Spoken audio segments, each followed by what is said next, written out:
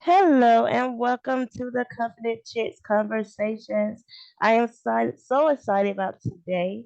Um, Today's guest, her name is Miss Victoria, and I'm so excited about today's podcast, the Confident Chick Conversation, where we believe we know, therefore we do great explorers. Miss Victoria, are you here today? I am here. I am here and listening. Yes. And so before we start getting to know one another a little bit better, I wanted to go over today's confession that your tongue is the pen of a ready writer. You have whatsoever you say.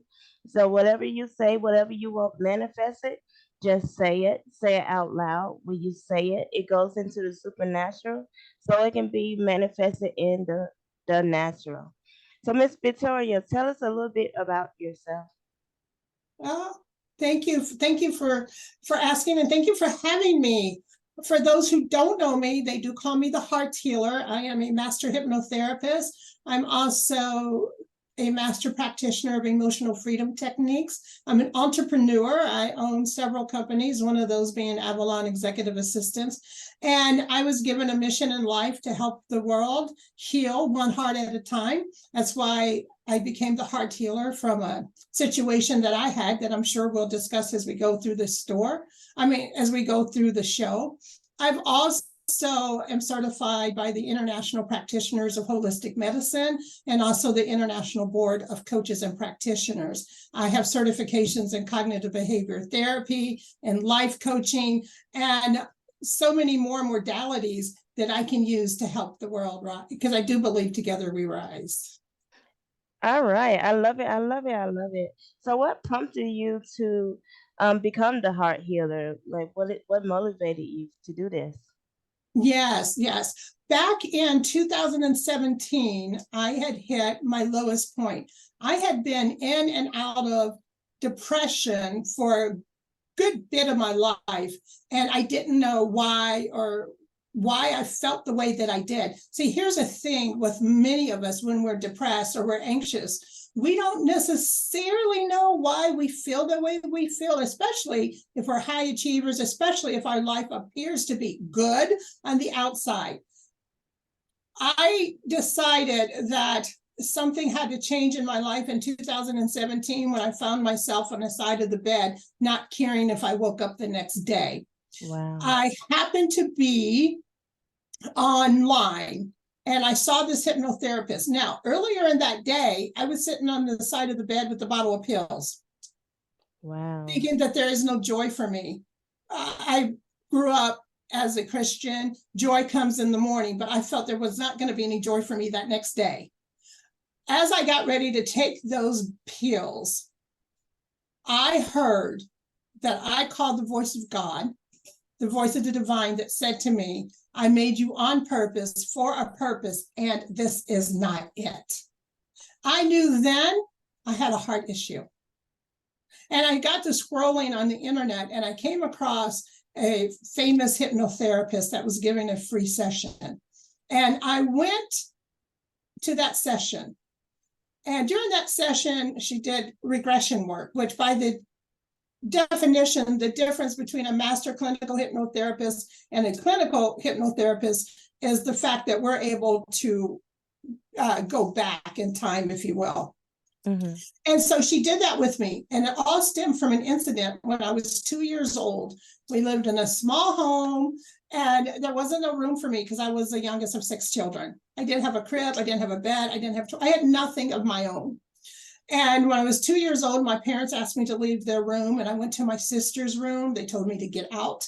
I went to my brother's room. They told me to get out. Imagine a 2-year-old child still in diapers, not having a place to go. Wow. I felt unloved, unwanted, and not worthy. That was my first moment of feeling unloved. I sat by my parents' door as a little girl, and she sat there for 50 years, getting into relationships to men that were not committal, being promiscuous, trying to find validation somewhere, some way to be loved, to be wanted. And on that day, in 2017, when I heard the voice that I call God tell me I was made on purpose for a purpose, and I realized I had a heart issue, I knew there had to be other people out there like me that just looked happy on the outside, but was crying out, looking for validation on the inside. And that's how I became the heart healer. Wow. And so you were able to identify that moment in time that the cycle began. Absolutely. And that's what I do in my inner child work.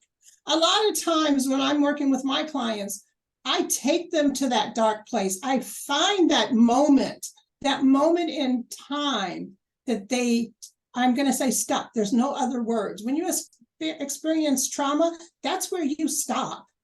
That's where you stop. A lot of us don't realize that. So to be able, as an inner child healer, certified inner child healer, to be able to go back and find that moment as the adult and deal with that moment. And sometimes it hurts. Sometimes it's dark. Sometimes we don't want to admit it. But if you can muster up the courage to face that moment, it is life-changing to free that child that has been trapped all those years. How long did it take for you to heal the inner child in you?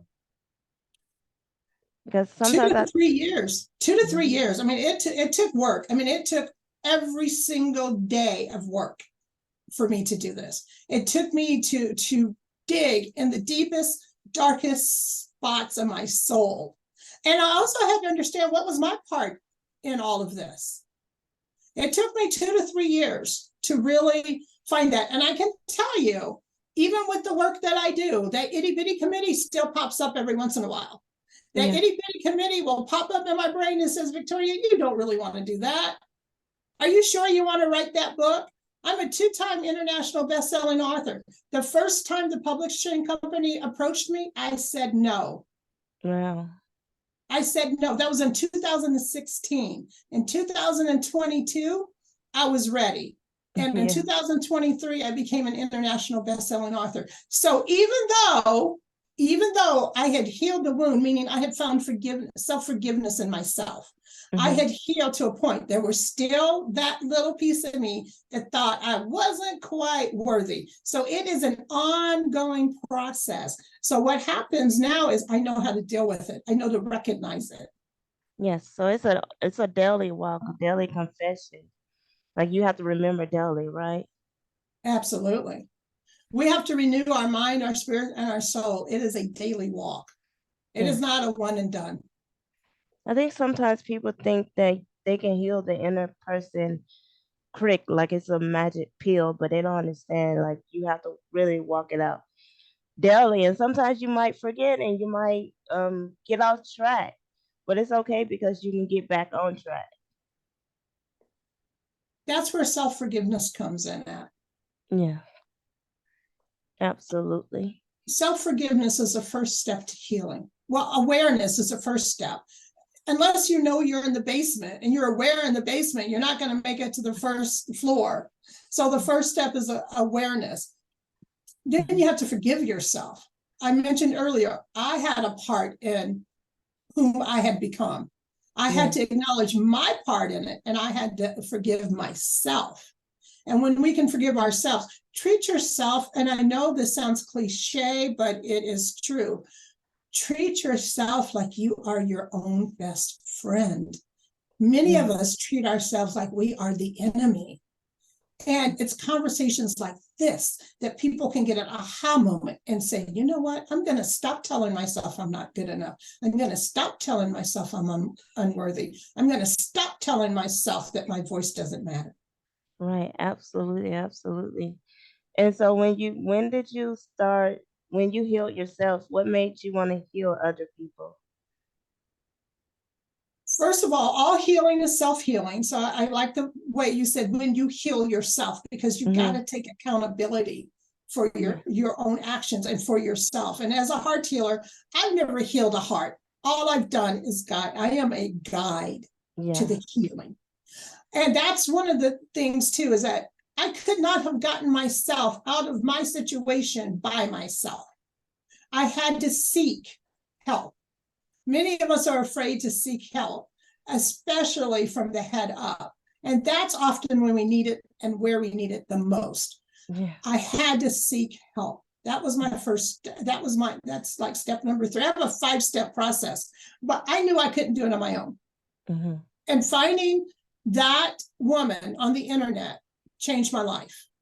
And then I got busy. I started reading. Elanya Van Zant wrote a book, In the Meanwhile. And that book, I do believe, saved my life. When I talk about the basement of life, she talks about being in the basement.